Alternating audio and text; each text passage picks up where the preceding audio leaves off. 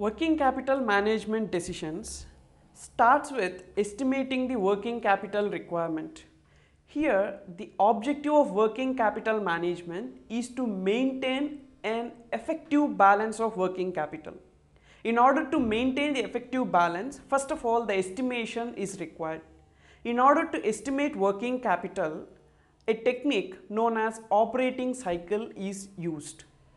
Estimation of working capital is very important question, and once the estimation is over, then the management, that is whatever the estimation, we have to adhere to the estimation. So this is known as management.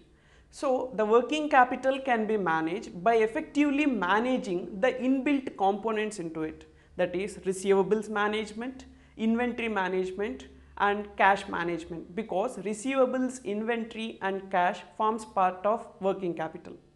Whereas creditors cannot be managed because it is not under the control of the enterprise. So these are the various tools or techniques, and the inputs required in order to take working capital management decision is the past year information, because based on the previous year income statement, cost sheet and balance sheet, the estimation is possible.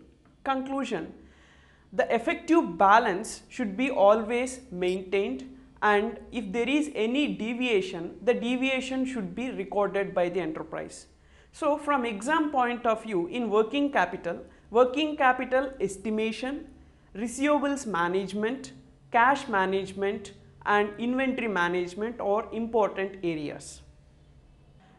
In dividend decisions, there are two schools of thoughts. Number one, relevancy theory, and number two, irrelevancy theory. The supporters of relevancy theory argues that dividend will affect the market price, whereas the supporters of irrelevancy theory argues that dividend will not affect the market price. The supporters of relevancy theory is Gordon and Walter, whereas the supporters of irrelevancy theory is Modigliani and Miller. So we have in total three approaches or three techniques for dividend decisions.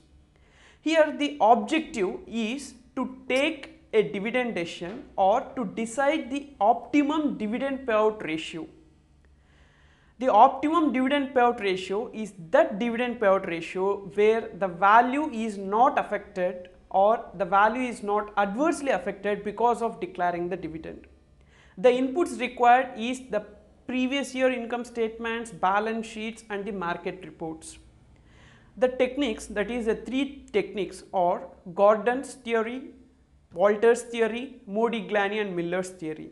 In this, Gordon and Walter supports relevancy theory wherein dividend will affect the market price, whereas Modigliani and Miller supports irrelevancy theory wherein whatever may be the dividend, it will not affect the market price.